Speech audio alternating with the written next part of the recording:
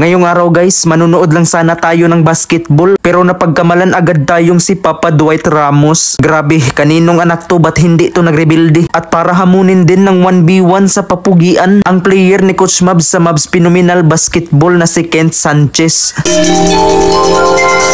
Mahal kong Maynila, sa'yo'y hindi mawawala. Yo, what's up sa inyo guys? Panibagong handsome video na naman. Simbang gabi na par, outfit check. Tol, simbang gabi na tol, outfit check. Guys, aside sa pagiging gwapo, may takot din tayo sa Diyos. Bagamat hindi ko makukumpleto ang Misa di Gallo, ang mahalaga mapapanatili pa rin natin ang ating pagiging gwapo. Kasama ko pala dito ang aking girl best friend. At so ayun, after namin magsimba, umuwi kami ng bahay tapos dumiretso sa SM. So guys, nakatanggap siya ng flowers. Sa mga gustong makatanggap ng flowers, i-check nyo lang ang yellow basket na nasa baba. Promotion di ay. Joke Roy.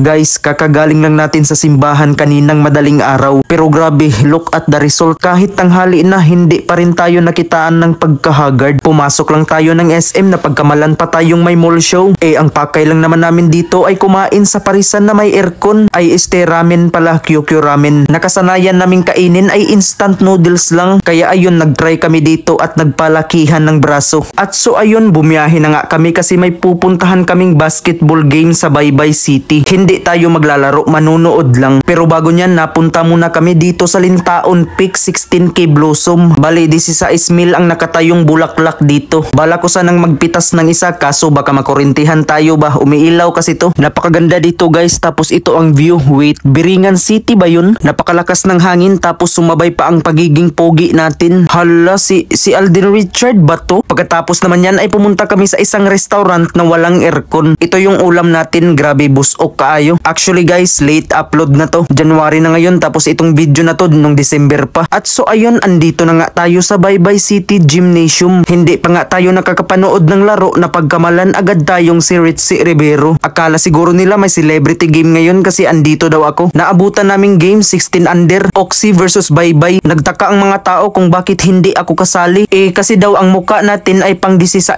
anyos.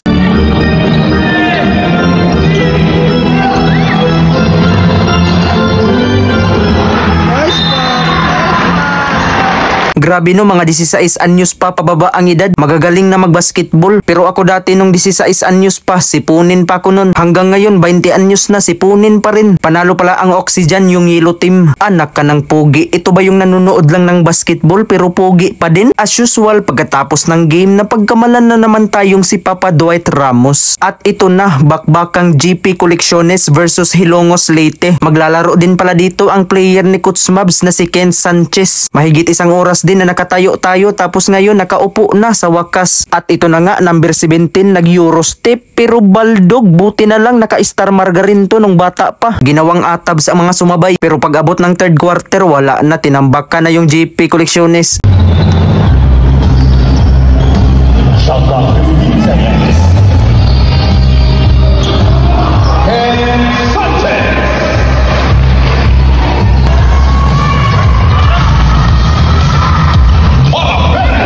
Panalo ang Hilongos Leyte, sila Kent Sanchez. Nice game, GP Colecciones. Actually guys, kung bakit kami nandito, nanging scout kasi ako ng mga player para isala sa pageant. So ayun lang guys no, di ko na pahahabain ang video na to. At dahil late upload na to, belated Merry Christmas and Happy New Year sa inyo. I love you.